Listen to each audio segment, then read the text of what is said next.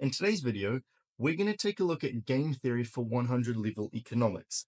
Now, the first thing to know is what is a Nash equilibrium. So Nash equilibrium is simply where no player could be better off by changing their decision. And it's basically where we'll see double dominance. And we're going to see this in one of the questions here that I've written up. Now, prisoner's dilemma is where the outcome is actually not the highest payoff for the two players. And we're going to see that with this question over here.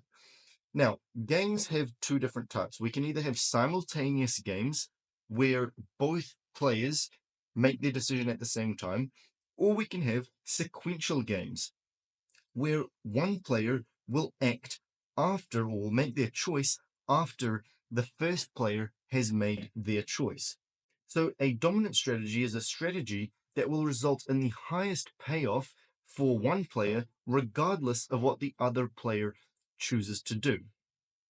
Here we've got a sequential game, and what we call this here is a game tree. As we can see, it's basically branching off from the different decisions that player A in the situation can make. So let's try and solve this game. So let's try and see what is the outcome going to be based on the payoffs that each player could get. So if player A chooses left, player B can then choose right or left. If player B chooses to go right, their payoff is going to be 7. If player B chooses to go left, their payoff will only be 3. So player B would choose to go right if player A went left. Now, if player A went right, player B could again choose right or left. If they choose to go right, they'll get a payout of 10. If they choose left, they'll only get a payout of 2. So player B is going to choose right again. So here we can see, no matter what player A does, whether player A chooses left or right, player B is inclined to always choose to go right because that's going to result in the highest payoff. So player B's dominant strategy is going to be to go right all the time. Now, let's try and figure out the outcome of this game. So if player A knows that player B is going to choose right, then the best option for player A is going to be what?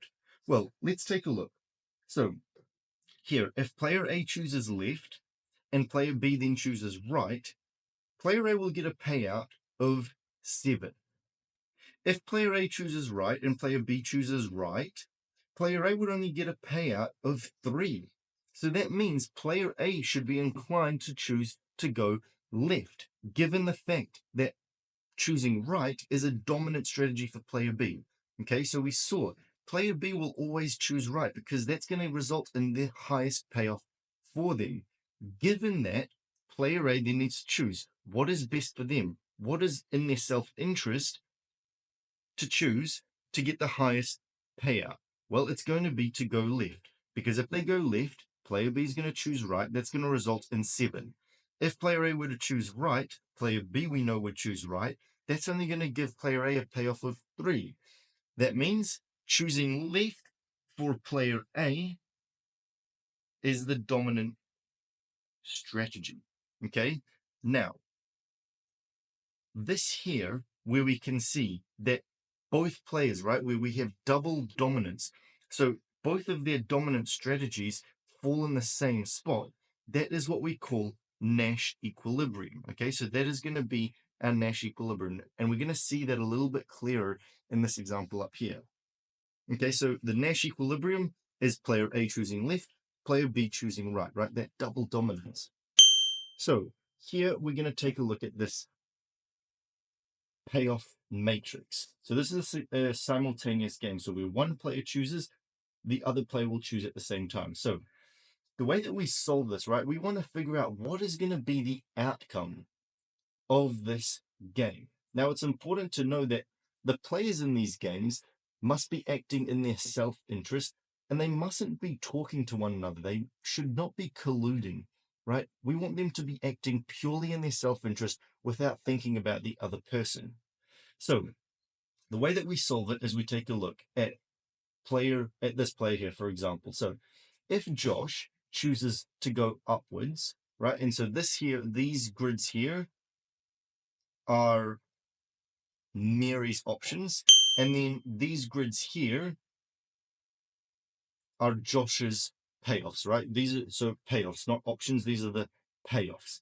So if Josh chooses to go upwards, the highest payoff for Mary would be if she were to choose to go left, right? 6 is greater than 3. So Mary is going to choose to go left if Josh goes up. If Josh goes down, Mary is once again going to choose to go left because 7 is greater than 1. Okay, this here is a 1. So Mary's dominant strategy, her dominant strategy, no matter what Josh does, the thing that she's going to choose is to go left. So Mary's dominant strategy is going to be to go left, right? As we remember, dominant strategy is the strategy that a player chooses that gives the highest payout regardless of what the other player decides to do. So here, Josh chose up or down. Whatever Josh chooses, Mary's highest payoff will come out if she chooses to go left. Now we have to look at it for Josh. What's Josh going to do if Mary makes a choice? So if Mary chooses to go left, Josh can either go up or down. Now, what's greater, 3 or 1? The answer is 3. So Josh is going to choose to go upwards. Now, if Mary chooses to go right, what is Josh going to do? Josh could either get 8, a payout of 8 if he chooses to go up, or a payout of 2 if he goes down. What's he going to do? He's going to choose to go upwards. Okay, so Josh also has a dominant strategy. His one is to go upwards. So here we can see we have a double dominant, right? Both players are going to choose to do this option here. So the dominant strategies intersect at left and up. So that means that this here is our Nash equilibrium. So Nash equilibrium is left for Mary and up for Josh. That's going to be a Nash equilibrium.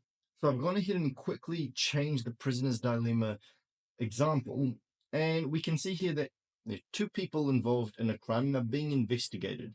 And these payoffs here represent the prison time that they're going to be having. So here it would be 1 year in jail, here it would be 3 years in jail, here it would be 0 years in jail. So we need to try and figure out what is the outcome going to be of this question. So if player 1 chooses to go silent, player 2 can either go silent or betray. And these here are the payouts. So they're going to choose to betray, right? Because they'll only then get 0 years in jail, and player 1 would get the 3 years in jail. Now, if player 1 chooses to betray, what should player 2 do? They can either be silent or they can betray. What is the better payout? Well, it's over here, to betray. If they betray, then they're only going to go into jail for 2 years versus remaining silent and going to jail for 3 years. Now, what will player 1 do? So if player 2 chooses to be silent, player 1 can either be silent or betray. What are they going to choose to do? They're going to choose to betray. Because if they choose to betray, they go to jail for 0 years versus going silent and going to jail for 1 year. Now, if player 2 chooses to betray player 1, what are they going to choose to do? They're going to choose to betray as well. Okay, because here, if player 1 stays silent, they're going to jail for 3 years. If player 1 betrays, they only go to jail for 2 years. So we can see the dominant strategies for both players is to betray. Both of them acting in their self-interest is going to be to betray. So they're each going to try and betray the other person in the hope that they're going to get the least amount of jail time. Now, here we've got our double dominant strategy. So that means this here is our Nash equilibrium. right, where our Nash equilibrium overlap. And that is where betray and betray. So player 1 betrays, player 2 betrays. That is the Nash equilibrium. Now, if we remember from the start of the video, a prisoner's dilemma is where the outcome of the game is not the best or not the highest overall payout for the players involved. Okay? Here, there is going to be a total of 4 years jail. Over here, if they both stayed silent, they would have only gotten 2 years in total of jail. That is the better payout, but they were fearful because if they were to be silent and the other person would betray them, well, they'd get a jail time of 3 years.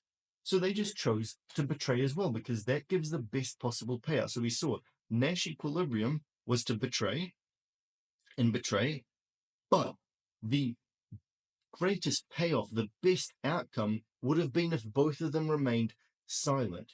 Now, it's important to note that these games are where both players are acting in their self-interest. If they were to perhaps communicate and say, okay, let's both stay silent, maybe they would have chosen to go silent. But then player 2, for example, would have said, wait, if I choose silent and we've decided to go silent, but then player 1 betrays, he's only going to get he's going to get no jail time. I'm going to get 3 years of jail time. It's better that I betray. And that is why we have this outcome here. So that there was the prisoner's dilemma. I'm going to repeat it again. It's where the outcome of the game doesn't provide the highest payoff for the player. So here, 4 years of jail time is the outcome. The best outcome would have been just 2. So that's it for this video. If you enjoyed, take a look at some of the other content on my channel that might interest you. Otherwise, thanks very much for watching.